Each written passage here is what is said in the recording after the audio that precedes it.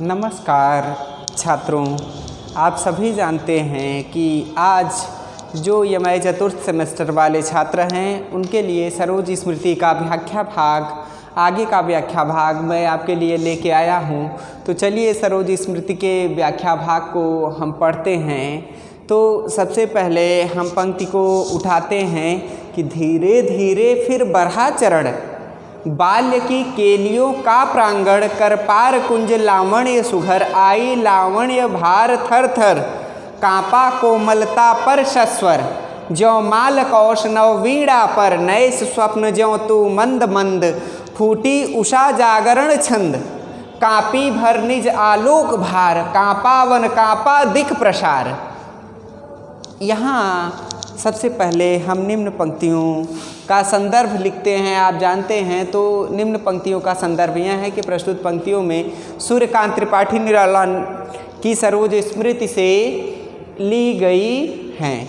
अब प्रसंग हम लिखते हैं तो प्रसंग में निम्न पंक्तियों में निराला जी अपने दूसरे विवाह की चर्चा के आगे की बात बढ़ाते हुए लिखते हैं। अब क्या लिखते हैं, क्योंकि अभी हमने पिछले के वीडियो में देखा कि कई रिश्ते आए, उनमें से एक रिश्ता ऐसा था जो हटाए नहीं हट रहा था और उस रिश्ते ने जैसे जड़ें पकड़ ली हों। किंतु मैं कुंडली देख रहा था और अपनी पुत्री के ऊपर कुंडली फाड़कर उसे खेलने के लिए मैंने दे दिया था।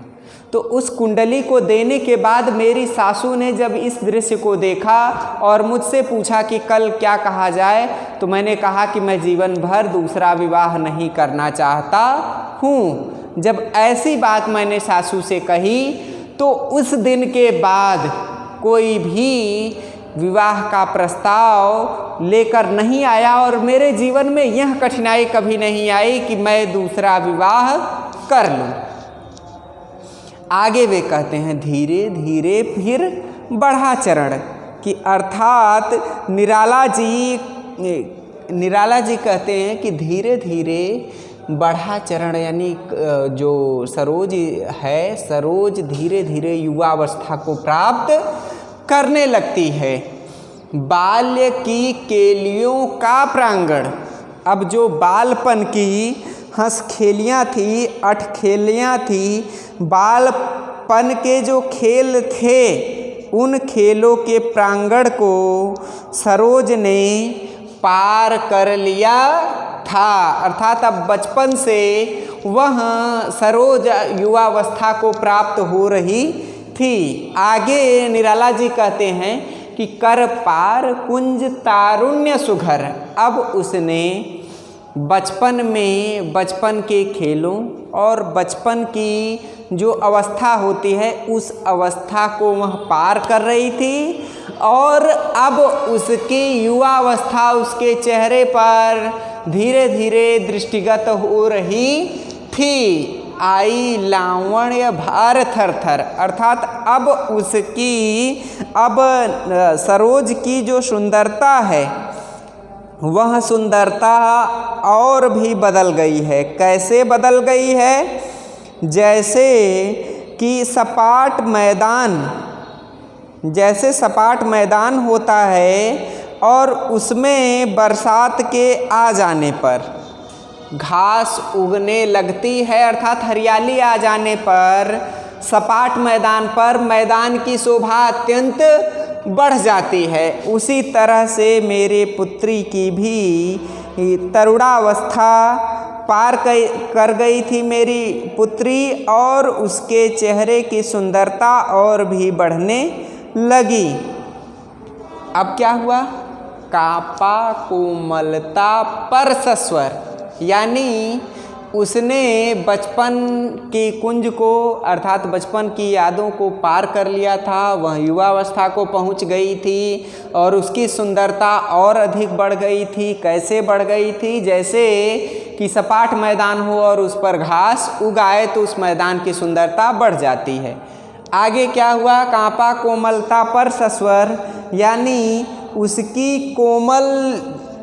उसकी कोमल बचपन की जो छाया थी वह लगता है कि कांप उठी हो, और वह कोमलता अत्यंत ही कपकपी लेकर सुंदर हो रही थी। ज्यों मालकोष नववीणा पर, मनु मानो जन जानो, ज्यों यहाँ जिसके समान संभावना व्यक्त की गई है, तो उत्प्रेक्षा अलंकार की सुंदर योजना निम्न पंक्तियों में है। तो देखिए, कांपा कोमलता पर सस्वर, और उसकी जो सुंदरता है वह सरोज की सुंदरता की छाया पाकर कांप उठी।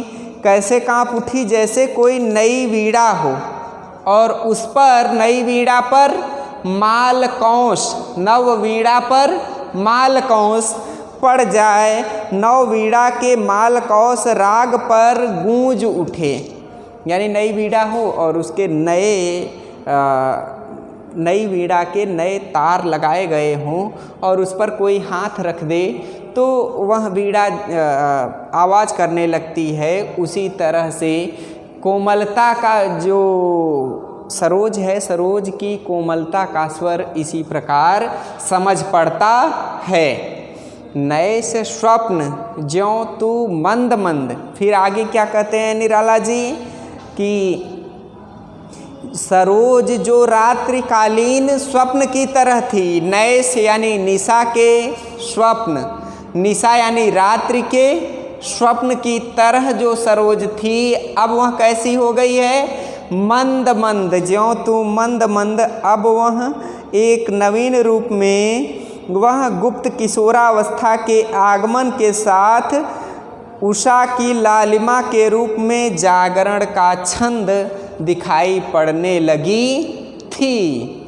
कि जो सरोज अभी तक स्वप्न के समान समझ पड़ती थी, धीरे धीरे उस पर युवावस्था आ जाने से वह जागरण के नवीन छंदों के समान प्रतीत हो रही थी। इसका भाव यह है कि छात्रों, जैसे हम जानते हैं कि रात को हमें स्वप्न आता है, तो जब रात बीत जाती है और सूर्य की प्रारंभिक किरणें, उषा की प्रारंभिक किरणें हमारे शरीर पर पड़ती हैं, तो हमारा स्वप्न जो है वह टूट जाता है और हम निद्रा से जागृत हो जाते हैं और प्रकृति की सुंदरता को खुली आँखों से देखने लगते हैं।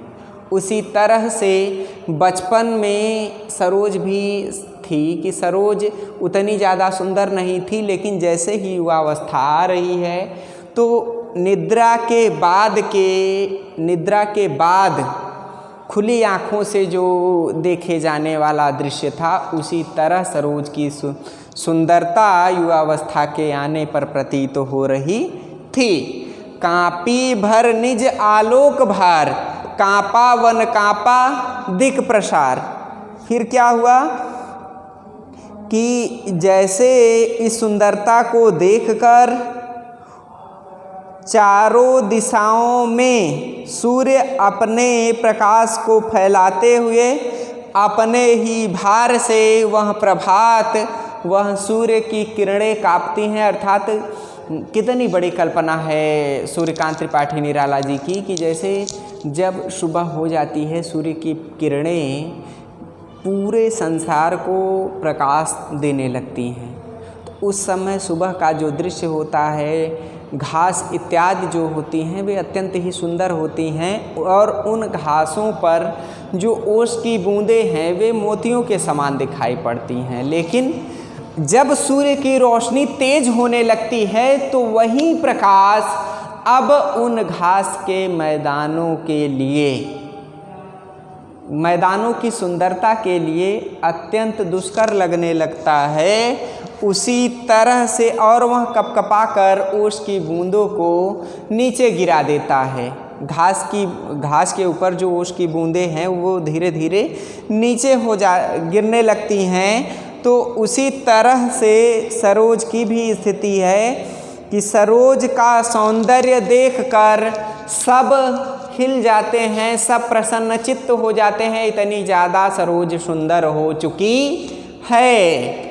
अब जब हम इनकी व्याख्या लिख चुके तो काव्य सौंदर्य लिखते हैं। काव्य सौंदर्य में देखिए छात्रों, काव्य सौंदर्य में हम सबसे पहले क्या खोजते हैं? सबसे पहले हम यह देखते हैं कि सबसे बड़ी विशेषता काव्य की क्या है।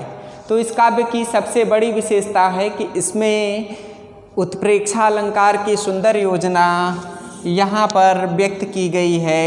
नए से स्वप्न ज्यों जहाँ मनु मानो जनु जानो, जहाँ पर कोई भी बात मान ली जाए वहाँ पर उत्प्रेक्षा अलंकार होता है। तो ज्यों माल कौश नव वीणा पर, जैसे नई वीणा पर कोई हाथ रख दे, माल कौश से बनाई गई, थोड़ा इस रूप में मैं कहूँगा कि नई वीणा हो और माल कौश से उसके तार अभी नए नए बनाए गए हों और उस पर कोई हाथ रख दे तो वीणा झंकृत हो उठती है। उसी तरह से सरोज की सुंदरता देखकर अत्यंत ही प्रसन्नचित्त भाव व्यक्त हुआ है। तो इस कारण से यहाँ कोई बात मान लेने से उत्प्रेक्षा अलंकार, फिर नए स्वप्न ज्यों तू मंद मंद, अर्थात रात्रि के स्वप्न के बाद जब सुबह होती है तो सुबह का दृश्य मनोरम दिखाई देता है। उसी तरह से बचपन के बाद जब युवावस्था सरोज की आई तो वह अत्यंत ही सुंदर प्रतीत हो रही थी। इस कारण से यहाँ पर भी उत्प्रेक्षा अलंकार की सुंदर योजना व्यक्त हुई है। अब छेकानुप्रास आलोक भार, निम्न पंक्ति में देखिए भार प्रसार, अंत में र वर्ण की आवृत्ति से समाप्त हुई है बात, तो छेकानुप्रास अलंकार है। अब अलंकारों के बाद हम इसमें देखते हैं तो देखिए श्रृंगार रस का सांगोपांग वर्णन निराला जी ने निम्न पंक्तियों में किया है। श्रृंगार रस कहाँ होता है? जहाँ रति नामक स्थायी भाव विभाव अनुभव से पुष्ट होकर रत क्रीड़ा व्यक्त होती है, वहाँ पर श्रृंगार रस होता है।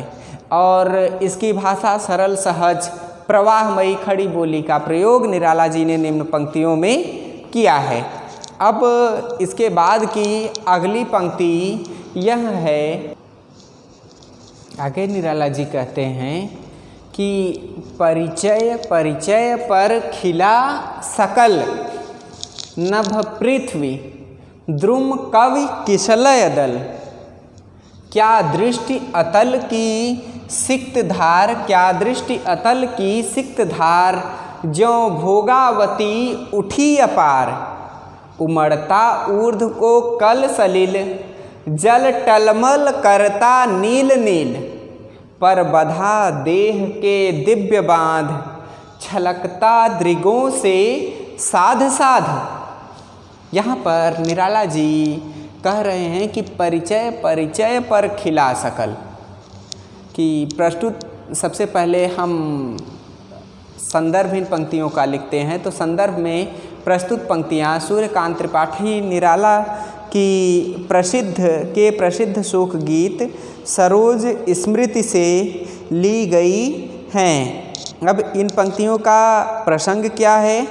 इन पंक्तियों का प्रसंग जब हमने इन पंक्तियों को पढ़ा तो पंक्तियों को पढ़ने के बाद हमें यह पता चलता है कि इन पंक्तियों में निराला जी ने सरोज के तरुणावस्था का, सरोज की तरुणावस्था की सुंदरता का वर्णन करते हुए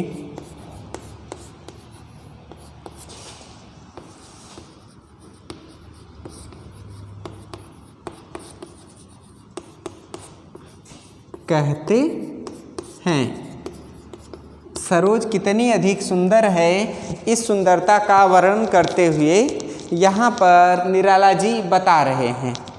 परिचय परिचय पर खिला सकल, यानी ये जो पंक्तियाँ हैं उन पर निराला जी कहते हैं कि जैसे सूर्य के निकलते ही परिचय परिचय पर खिला सकल नभ पृथ्वी द्रुम कवि किशलय दल, यानी थोड़ा सा यहाँ पर भावात्मक रूप में निम्न पंक्तियों का हम अर्थ निकालने का प्रयास करेंगे कि परिचय परिचय पर जैसे सूर्य की किरणें पृथ्वी पर जब पहुंचती हैं तो पृथ्वी से सूर्य की किरणों का परिचय शुरू होता है।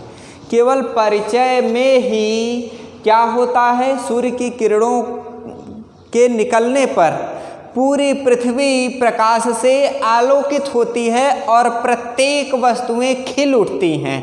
क्या क्या खिल उठता है? नभ आकाश, पृथ्वी, भूमि, द्रुम फसलें, कवि जो कवि लेखक है, जो रचना करने वाला है, किसलय दल, पुष्पों की जो कलियां हैं, किसलय यानी कलियां, सब खिल उठती हैं। कैसे खिल उठती हैं?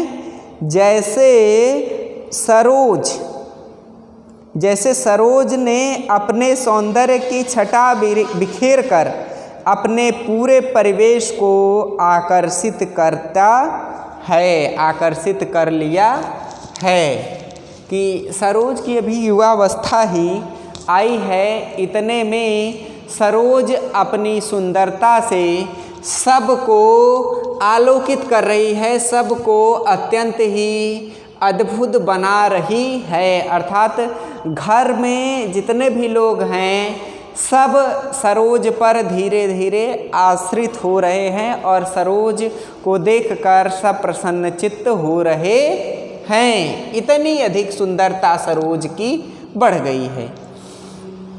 क्या दृष्टि अतल की सिक्तधार, इस सुंदरता को देखकर निराला जी कहते हैं क्या दृष्टि, अर्थात मैं उसे क्या कहूँ, अर्थात उसके बारे में, उसकी सुंदरता के बारे में क्या कहूँ। अतल की सिक्तधार, कि अतल यानी जिसका कोई और छोर और किनारा न हो, उस सिक्तधार, उसको उसकी सिक्तधारा कहूँ क्या, कि जिसने सबको आलोकित कर लिया है। मैं उसके बारे में वर्णन ही क्या करूं, क्योंकि उसकी सुंदरता की कोई बराबरी नहीं कर सकता है। जो भोगावती उठी अपार, अर्थात जो सरोज है, सरोज कैसी है? भोगावती उठी अपार। ऐसा लगता है कि उसने सभी भोग्य पदार्थों को अपने में समाहित कर लिया है। अर्थात अपने शरीर रूपी सौंदर्य को देखकर जो भी देखता था, ऐसा लगता था कि मानो अतल लोक से गंगा की वेग धारा फूट पड़ी हो। क्या दृष्टि अतल की सिक्तधार, यानी गंगा नदी की, अर्थात उसे देखकर क्या मैं कहूँ। जैसे जिस लोक को हम नहीं जानते हैं, स्वर्ग लोक से गंगा की धारा कोई फूट पड़ी हो, या क्या हो, गंगा की धारा फूट पड़ी हो, अथवा उस गंगा नदी का नीला नीला जल जब नीचे गिरता है, भोगावती उठी अपार, जब नीचे गिरता है तो बड़े बड़े बुलबुले दिखाई पड़ते हैं। अर्थात गंगा नदी कहाँ से निकली है? गंगोत्री से। तो गंगोत्री में जब ऊपर जो पहाड़ हैं, उन पहाड़ों पर से जब जल गिरता है तो जहाँ नीचे गिरता है बड़े बड़े बुलबुले दिखाई पड़ते हैं। तो क्या वह उन पहाड़ों का भोग्य है क्या, जो इतने बड़े बड़े बुलबुले दिखाई देते हैं? उमड़ता ऊर्ध्व को कल सलिल।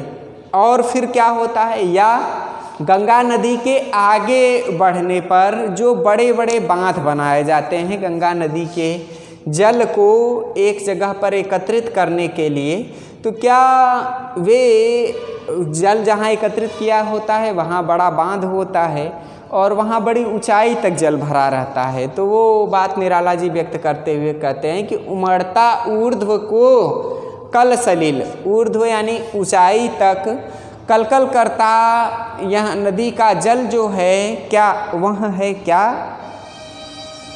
या आगे वे कहते हैं कि बांधों से बंध जाने पर जो जल होता है टलमल करता नील नील, कि वह बहुत प्रयास करता है कि बांधों के बंधने के कारण वह जल बहुत प्रयास करता है कि पार निकल जाए बांधों के, लेकिन बांधों के पार नहीं निकल पाता है और वह वहीं पर टलमल अर्थात उसी स्थान पर एकत्रित होता रहता है।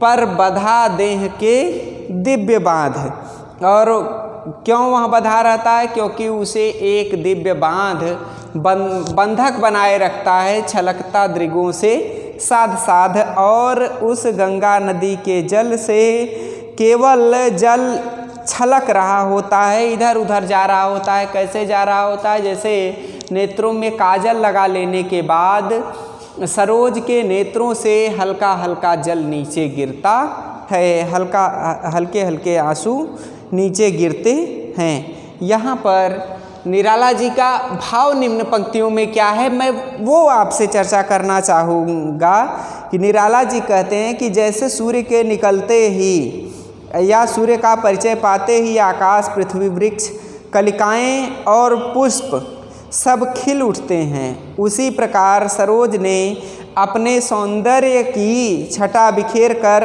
अपने पूरे परिवेश को आकर्षित कर लिया है।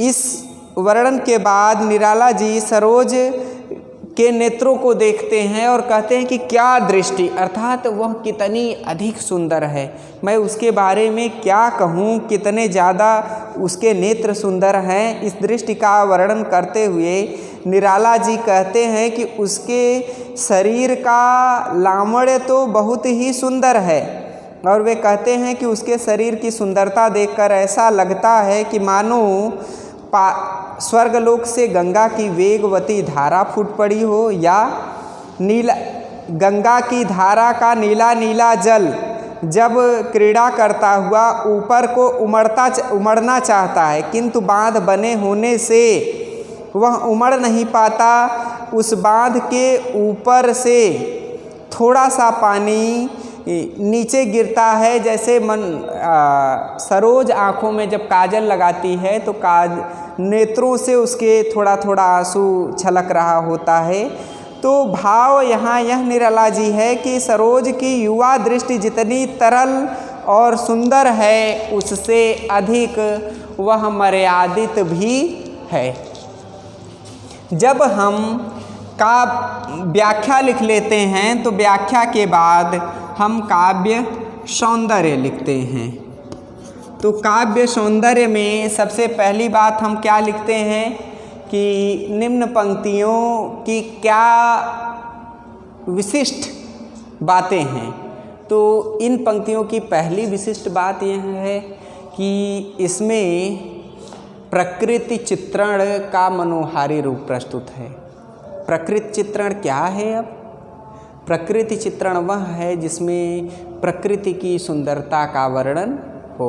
जैसे यहाँ निराला जी ने किन किन प्रकृति के रूपों को उठाया है। उन्होंने कहा कि जब सूर्योदय होता है तो सूर्योदय के तुरंत बाद कलियाँ, आकाश, पृथ्वी, जो फसलें हैं, सब हरी भरी और अत्यंत प्रसन्न चित्त भाव में दिखाई पड़ती हैं। तो इससे अच्छा प्रकृति का सौंदर्य चित्रण कहाँ हो सकता है? कहीं भी नहीं। तो प्रकृति का मनोहारी चित्रण किया गया है। तो पहली विशेषता ये है। दूसरी विशेषता क्या है कि इस पंक्ति में ज्यों भेगावती उठी अपार से मन मानो जन जानो। आप जानते हैं कि जहाँ किसी बात की संभावना व्यक्त की जाए उस स्थान पर उत्प्रेक्षा अलंकार होता है। यहाँ भी ऐसा जब सरोज की आँखों को निराला जी देखते हैं तो सरोज की आँखों को देखकर कहते हैं कि ऐसा लगता है कि आकाश से स्वयं गंगा नदी प्रकट हो रही हूँ, ऐसा प्रतीत हो रहा है। तो उस कारण से उत्प्रेक्षा अलंकार की सुंदर छटा निम्न पंक्तियों में दृष्टिगत होती है। तीसरी महत्वपूर्ण क्या बात है कि इसमें सरल और अत्यंत शिष्ट पदावली में खड़ी बोली का प्रयोग करते हुए निराला जी विशिष्ट बात का वर्णन कर रहे हैं। इस कारण से छात्रों निम्न पंक्तियाँ अत्यंत ही अद्भुत हैं और ये पंक्तियाँ आपकी परीक्षा में भी आ सकती हैं। तो छात्रों, आज के इस वीडियो में इतना ही। जब हम अगले वीडियो में मिलेंगे तो आपसे निराला की जो अगली कविता है राम की शक्ति पूजा, उसकी चर्चा करेंगे। और ये जो निम्न पंक्ति है आप इसको वेरी इम्पॉर्टेंट पर लगा लीजिए, क्योंकि यह जो पंक्ति है यह आपकी परीक्षा में अवश्य ही आएगी ही। ठीक है, तो आज के लिए इतना ही। आप प्रसन्न रहिए, खुश रहिए और अपने घर पर रहिए। आपकी परीक्षाएं लगभग जल्द ही होने वाली हैं।